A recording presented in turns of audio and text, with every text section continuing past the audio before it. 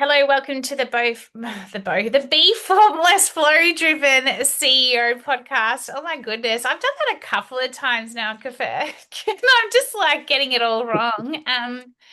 Kfir Yeshayahu, I think I got your surname right. Did I get that right? It's almost Yeshayahu, yeah. Yeshayahu, that's right. Welcome to the show. This is take two, all the way from Tel Aviv, well, just near Tel Aviv in Israel. So welcome. Thank you. Thank Thanks you. for having me.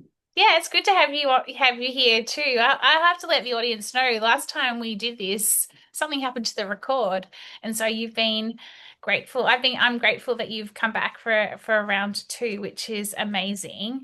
We've got a fair bit to chat about, and you're the co-founder, chief technology officer, and chief operating officer of IronVest, which is a leading cybersecurity company focused on digital identity and fraud prevention. At IronVest, you oversee both technology and operations, and you're building solutions that safeguard individuals and businesses in an increasingly complex digital world. And boy, oh boy, what are we in now? We're in November, and this AI revolution just feels like it's getting even more crazier in terms of just the rapid change that we're going through. So I'll be really intrigued and interested to hear your thoughts on all of that, but also how you came to found or co-found iInvest. Tell us a bit about your journey. Yeah. So first of all, you're right. The AI revolution seems like it's moving extremely fast, Yeah. right? Um, but when we started IronVest, we came together as a group from, you know, 25 years in cybersecurity, a lot of experience in AI, building large-scale AI systems, and specifically in fraud prevention for banking and financial services. And, we felt it was time that things are changing in the industry from multiple angles. One is AI, which is obvious, right?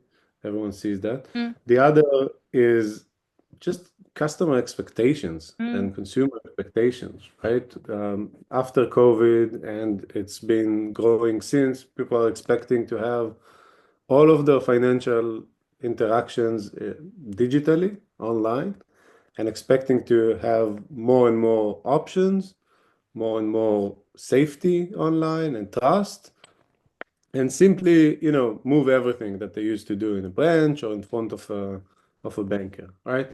So that revolution in AI and technology on the one hand, and expectation mm. in banking and fintech, kind of came together and led us to believe that we need a new generation of trust and fraud prevention in banking, right? Yeah. So we thought, how could we eliminate trust?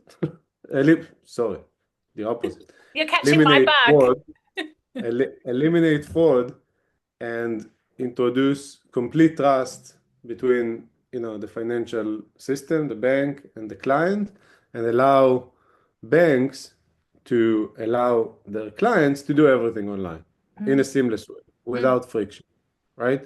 That's a tall order. When we started, we had a few ideas, and we took the time to kind of develop them as patents and building technology, raising money, building a company around it, and then recently started going to market and deploying those solutions with banks, right? And what we saw over time is it's not just AI, but AI is a big part of it from both angles, right? The banks want to introduce more AI agentic mm, capabilities that can just do more for their clients, right? But also fraudsters are coming with the same tool set, right? They mm. come with AI, they come with deepfakes, Yeah. they can fake activity on the website, they can do it, they can perform social engineering extremely easily, right? Scams. So where IronVest sits is at that intersection of, you know, we want to enable frictionless finance digitally for everyone, And we know that there are many new threats coming that need new type or next generation protection. And that's IronVest. And here we are now, at the stage of really distributing this solution to the market. So how long have you been in, how long have you had IronVest for? Like when did it actually officially become, like when did you establish it as a company? Like how long have you been in business? Companies take different shapes and forms at the beginning, right? But about 3 years, something Yeah. like that, if I'm not mistaken. And Yeah. in terms of what you were just talking about with, that obviously there's the fraud, but also then the expectations of customers and, digital identity protection and expectations of everything being online versus, like let's call it paperless, for example, and since COVID, do you think the expectations of the customer consumer are increasing even more so because of this fraud piece as well? Like, not just because of COVID, but of course because of fraud. Like, do you think that, I mean, that's probably where I'm going with this question is we're expecting everything to be online and to be digital, but then there's also Yeah, the fraud component. Like, where's the tension there in terms of is there even more expectation for everything to be online, but also even more security protection? Is that also right. a big expectation? Are you seeing a lot more of that as well? Yeah, I think it's COVID was an accelerator. It's not a one No. thing that is changing the industry. But what we're seeing now across the board, by the way, across geographies and Mm, across mm, different types of finance, that fintech is driving a big change, and it's driving it, um, regardless of the banks. And the banks um, have to do the same, right? In terms of enabling great online experiences, all the services online, and extreme trust, right? That massive movement maybe was accelerated. I mean, one of the theories is that it was accelerated during COVID, but since then it took a life of its own, and this is just how the industry is kind of growing now and shaping itself. mm. And now it's almost a done deal, right? Our kids will probably never go to a bank, right? And will probably expect everything to be done online. And guess what? Without fraud and without scams and without being conned into losing their money, etc. So, once that happens, you get new technologies and new businesses that support that trend with new paradigms, right? That's the whole idea of IronVest. Yeah, it's interesting, and it's interesting that you're talking about that your kids, for example, won't potentially see well that the banks, that even that conversation around banks won't potentially exist, right? It's crazy to think what we're seeing now, and then what the future of business looks like, let alone the future of leadership, et cetera, et cetera. One word you brought up that I'm having a lot of conversations with, and I'd love your thoughts on this, is this trust piece. That there is a lack of trust in general, whether it's in life or, as a leader or in business. What's your view on that? It feels like the world, yeah, we need to bring back more trust in, like if you everything that's going on from a global scale, perspective. What's your view on the whole piece on Well, that's trust? that's a big one, right? Mm, I don't know that first of all, I haven't lived enough to know how trust was no. before, right? In my lifetime, I don't feel like it changed significantly in my personal circles, Mm, right? If you look at, within families and mm, groups of friends and then colleagues and all that, I think there is still strong trust, even within communities. When we all watch the news, it looks like there's complete lack of trust at, mm, at the mm. at the politics level. Um, is it affecting and trickling down to our daily lives? sometimes and sometimes not, right? It Mm, depends on your exposure to social media and depends on how you take the news personally mm, sometimes, right? mm, If you think about it, if you are not you, but if someone is able to ignore that lack of trust between leaders and countries and global communities, then I think we are able to build quite quite good trust networks within our communities and within mm. our personal lives and within our companies for sure, right? A company, especially a startup, wouldn't be able to run without strong internal trust. And if you look at the business world, some companies have been known to, kind of break the trust from time to time. You see the privacy breaches and data breaches and all that from consumers. But overall, we are still seeing banks being highly trusted Mm. by consumers, and we're even seeing new players Coming in. trusted with our money, Mm, right? Come in like fintechs and kind of shiny new neobanks and investment apps and all that we give a lot of trust with our money, with our decisions, right? Financial decisions, life decisions, mm. data. So I think it's not about lack of trust necessarily. It's about being able to match the trust that is needed for the action or for the community with the technology that enables that Yeah. and the practices, not just the technology. Yeah, I love that. Tell us a bit about startup and being a co-founder. And you do wear multiple hats. And obviously you've come from, your background. You had a career spanning senior roles in tech and consulting. You led large scale transformation projects that, integrated cutting edge tech with business strategy. And my understanding of your leadership style is that it combines deep tech expertise, but you have this people-centered decision making. And again, it comes back to that you are a trusted advisor for navigating that growth, that innovation and resilience in a fast-changing industry. Tell us a little bit about how you manage the hats of you've got a co-founder. I mean, that's always an interesting relationship, the co-founder. Yeah. That's there's a lot of trust that's required in that. But then also you're the CTO, you're the COO, you're also part of a team of, in a startup. How Right. do you work through it all? So, wearing different hats in a startup is not uncommon, right? Especially if you're one of the kind of founding team. And I do it happily.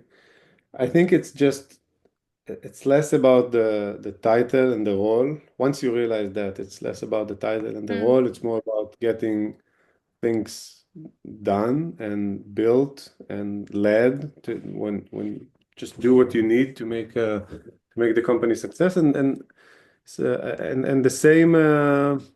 the same approach within the co-founding team, right? So it's not about any type of ego or competition. It's just about everyone is doing their best and what they're best at and giving room to others mm, to also shine, right? And mm, once that's happening, once that dynamic is being formed, and it's not always being formed, right? But once it's being formed, then the company can fly or the group can really succeed, right?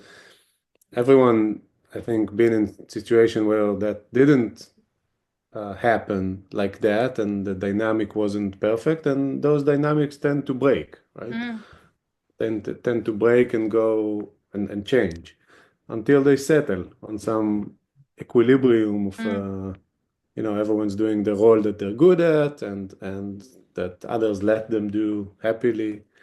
And I think that's what's happening now, and it might not always be the case, and it will change again.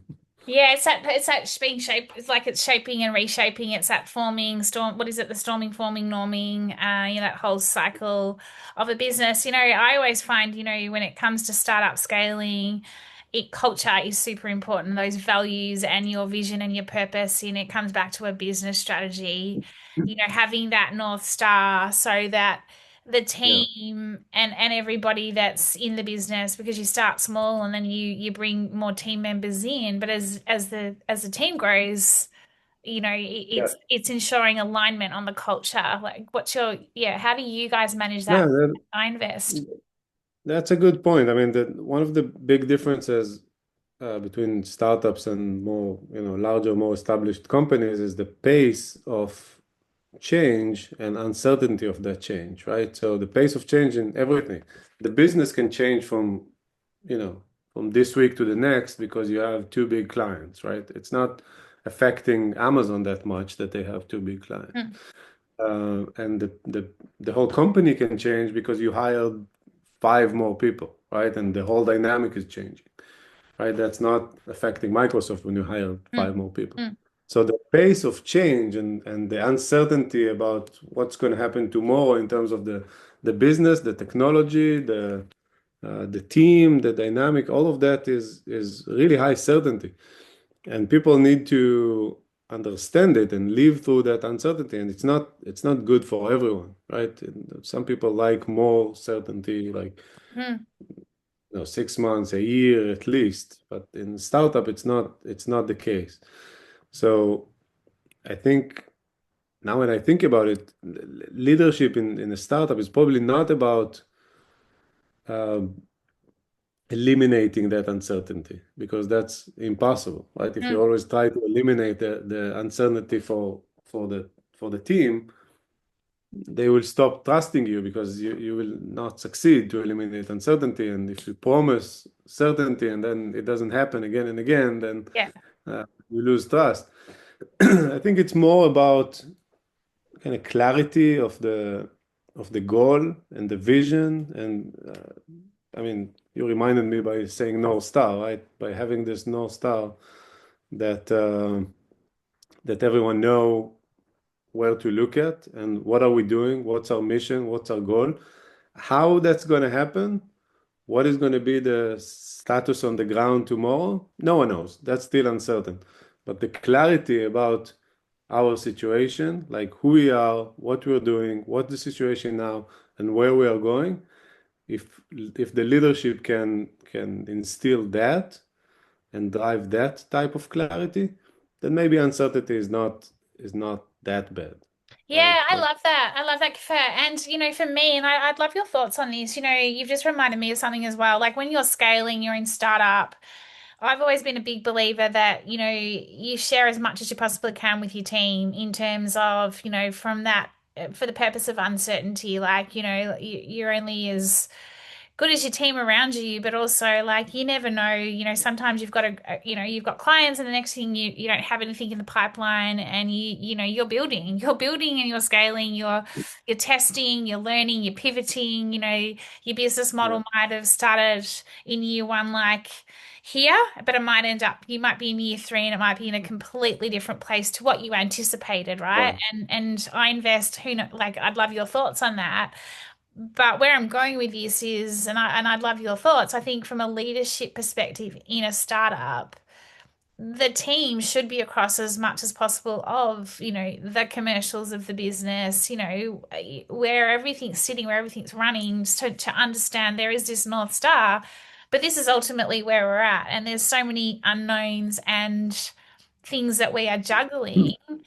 I've always Yeah, had that view that the more they know within reason, the better, because they then feel like they're part of a build scaling a business, not just sitting in the back and not really understanding what's actually going on.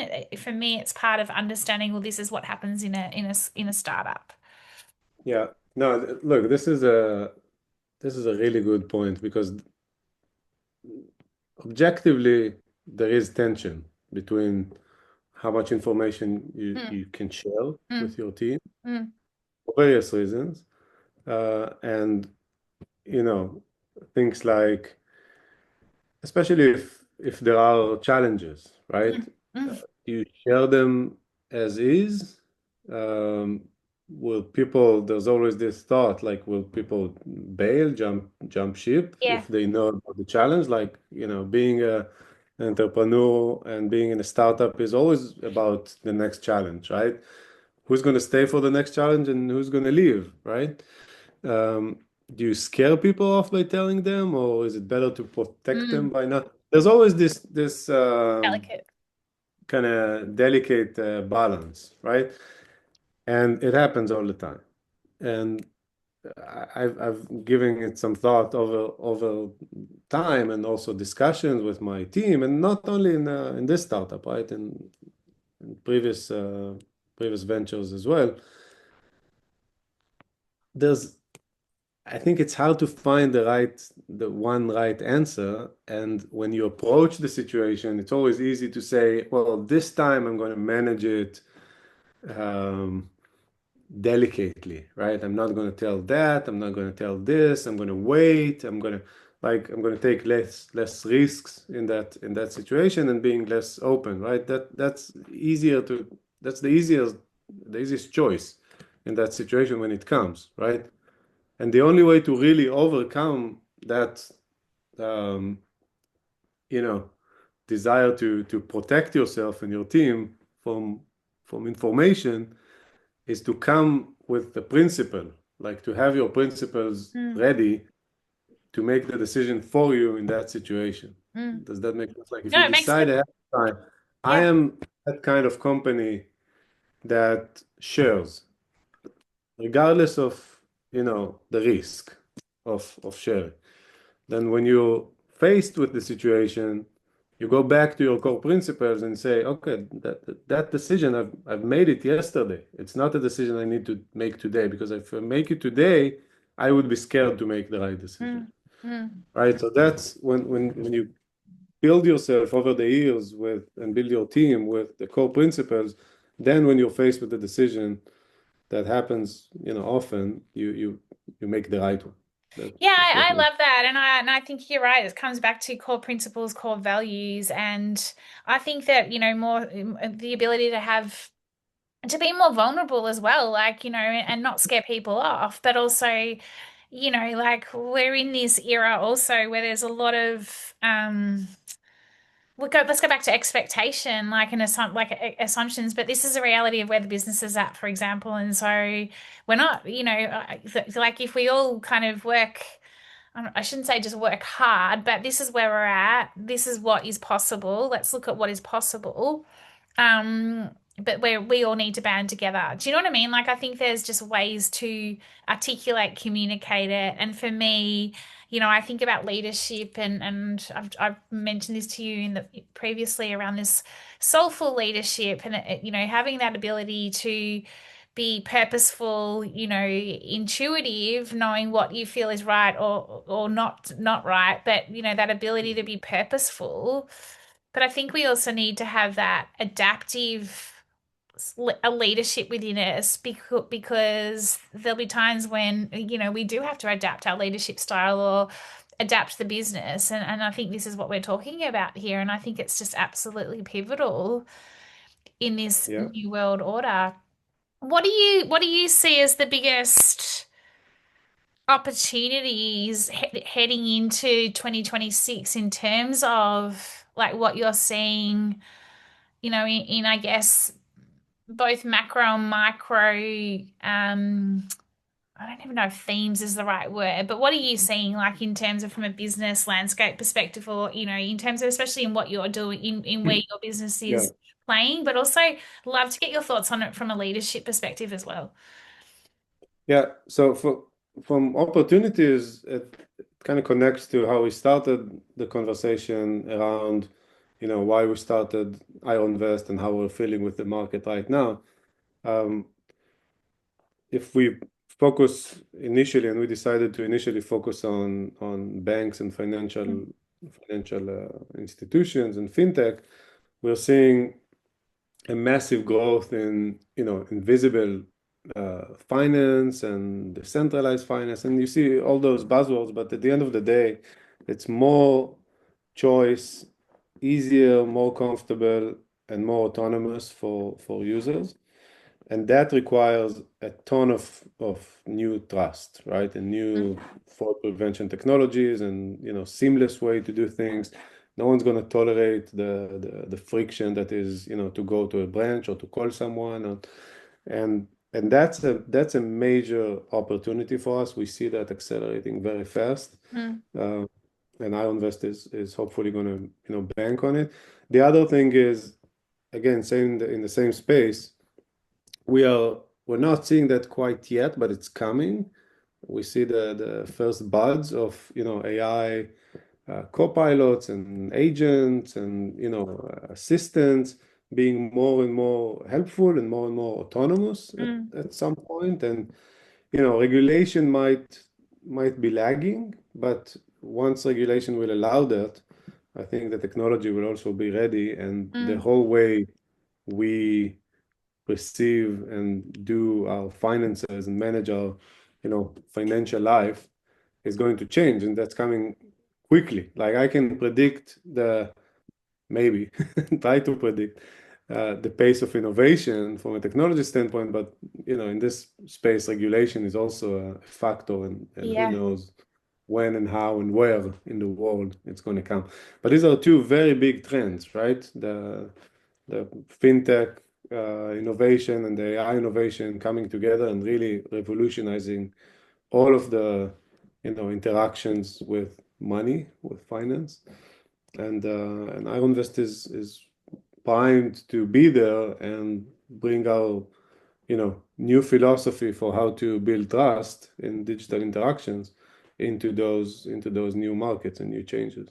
Do you see it as almost like, that the current, let's call it an ecosystem, if you like, is somewhat disconnected, and this is going to catapult, in terms of what you've just been talking about, but create an ecosystem or reshape the ecosystem and interconnect it in a way that we've never seen before? Is that kind of like and I'm talking here from like a user journey, from a customer perspective, but also with banks, that two-way, like is because it does feel like at the moment we're in, and not just coming from a financial industry or fintech, if you like, but there's a lot of industries right now that are almost somewhat disconnected, and it's almost like it's how do you interconnect it as part of this new world order, wherein if that makes sense from an ecosystem point of view. Like I don't know if I'm making sense here, but it feels like we Yeah, we were once connected. It's almost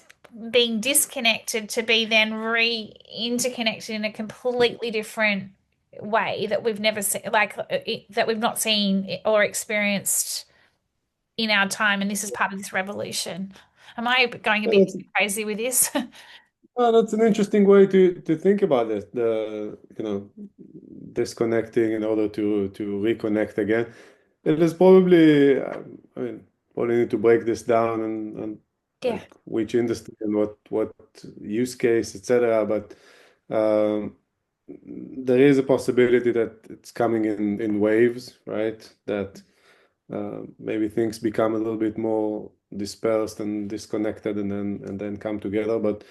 Um, but the way I look at it is more from a vector perspective, and even if the vector is changing a little bit, or moving a little bit over time, and there's a kind of wave function or whatever, it's still pointing to a certain direction, and that direction I think is very clear in terms of how AI, autonomy, experiences like user experiences in finance are going to move. And with that, many other, because money and finance and banks always influence other businesses as well. So with that, uh, a lot of the industry will follow, right? So as long as you're kind of focused on the direction, then all the turns and roads are kind of just need to navigate them. Yeah. So as a human then, and knowing all this is, kind of like, being revolutionized, and as a human in business or a leader in business, what human traits do you see being required more than ever as part of this revolution? Because this is going to free up, I mean, it's changing roles. There's obviously, you see that critical thinking, creativity and innovation, resilient type roles. They're all like the human roles that are showing us we're going to need more than ever. What do you see from a leadership perspective that you think we'll need more than ever? Yeah, I think, we're not going to need much. We just don't need to be nice to the AI, right? Yeah. That's- if you're nice to the robot, you'll be fine. Uh, no, I'm kidding. Um, I think what I'm seeing is, and I've been in kind of AI for way before ChatGPT and for a really long Yeah, time, it's and there's funny, always isn't this it? discussion about how it changes roles and changes industries, and people will lose their job. And it might happen in many cases, right? And it did happen in some cases. But it also happened with other technologies before AI Yeah. and with other, social changes. And, it's a dynamic, the workforce is always dynamic, right? I think what the main thing I'm seeing now happening is that workers, at least, technology workers, information workers, require to push themselves higher at the kind of thinking level and not Mm, at the doing level. mm. So a lot of the stuff that you had to do before, it's kind of hard to separate, right? But Yeah, no, I get it. um, to write code, to design a nice presentation, to think about like to design the order of an argument, right? All of that, all of those skills are less and less needed. And what you find yourself really need is the kind of mental capacity to decide what you need to do and give the right instructions. Almost like everyone become a manager, Mm, right? Instead of being an IC. Every IC is now a manager of like mm, countless agents that can do the work and interact with other agents, mm. interact with other colleagues, etc. And you need to, and the people who can rise uh, to the ability to really, you know, give the right, um, I don't know how to call it exactly, not instructions, but kind of higher level of mental capacity to be able to instruct and not just to do, Yeah, no, right? I To love it. manage. Strategic comes up for me. Like, that it Yeah, comes back to purpose, right? Being able to have that. I've been thinking about this and terming it a lot more around the ability to be present, to be present with your team, understand what's going on, the ability to have the purpose and like you said earlier on, I think the shared clear goal and rallying the team around you. But there's also obviously the people, but there's also still the performance required, right? But it's how you look up, how you're ensuring that it's not just it's not in all the doing. It's what are you strategically, where are you taking the team, where are you, even as being a part of the team. I've got yeah. two last questions for you. Founder, startup. Have you ever had moments where you're like, is this business actually going to, like I know we've talked around no day is the same, but do you ever have moments where you just like, we've talked about this uncertainty and unknown, but like from a founder perspective, what would you say keeps you awake the most at night, being a founder, a co-founder? Yeah, this expression is always funny because I sleep more when when I'm worried. Uh, There you go. but Like you're trying to just ignore it and hope it goes away. I love that. sleep, why wake up? Yeah, totally. But, Yeah, that's cool. I love that. I love that. Yeah, it's a good one actually. I but, hadn't heard that before. but yeah, it twice a day you're thinking like, are we making the right decisions? Is this going the right way? Um, then you think it is, then you think it isn't, and it happens all the time, right? So I can't think about, one single, you negotiate a deal and you win the deal and you think, okay, that's done. Like I'm we did it, and then the deal falls off Oh and falls gosh. through. And so it happens all the time, right? Or you think about an idea and you try to develop it, and you think, oh, I'm on to something amazing. And then while you're doing that, you find some limitation that you didn't think about before, and like, ah, shit, I actually can't build it. And there's some, law of physics that I'm trying to break if I'm building it. And so that happens all the time.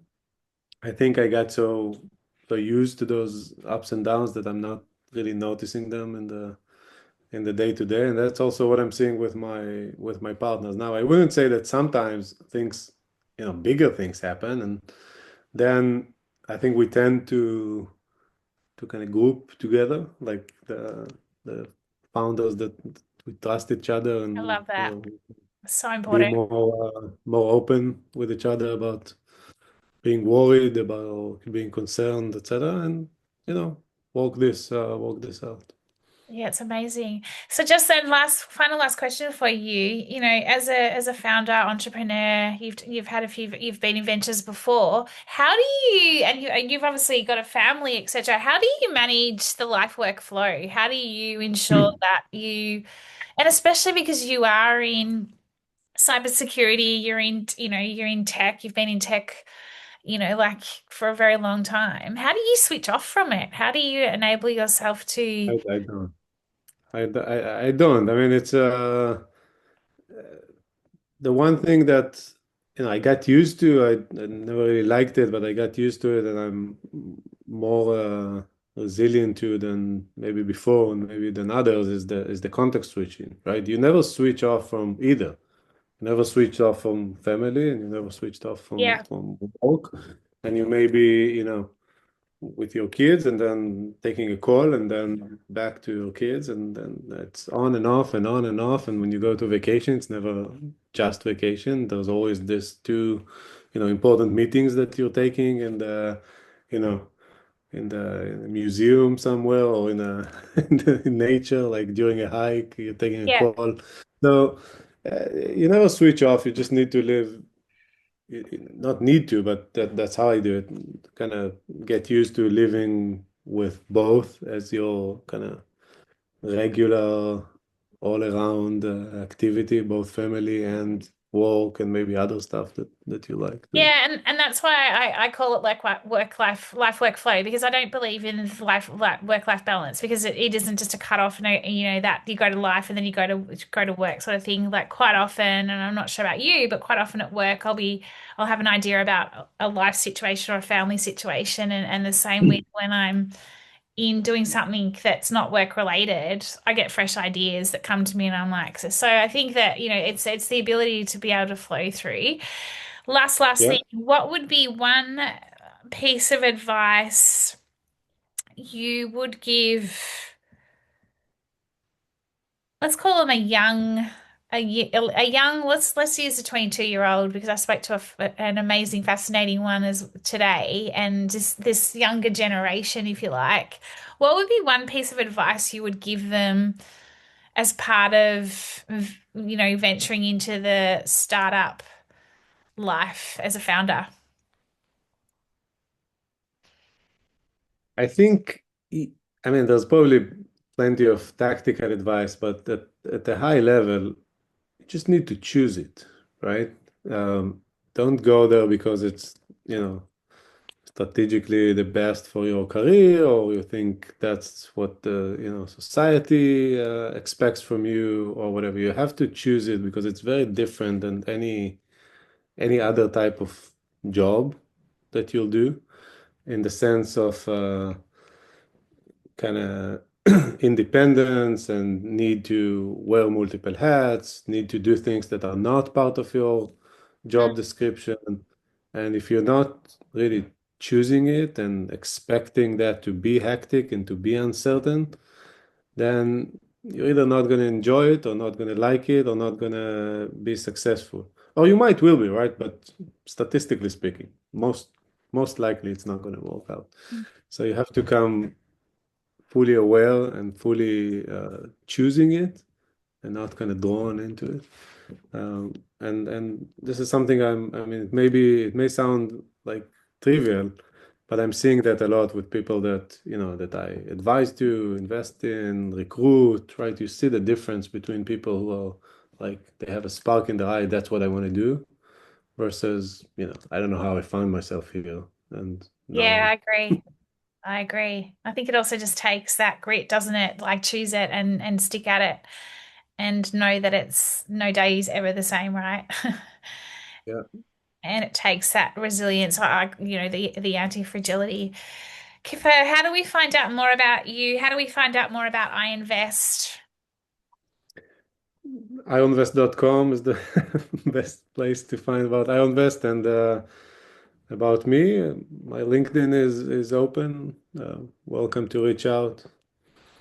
Love it. Thank you so much, and I really appreciate your time. I'm wishing you utmost continued success with IronVest, and yeah, who knows? Maybe we will do this again in 12 months' time and see what our views of the world are in terms of life, leadership, and business, and what's Yeah, changed, even from definitely from a fintech, cybersecurity perspective as well, because it is watch this space, isn't it, really? And yeah, what is happening today is going to be no doubt vastly different in 12 months' time.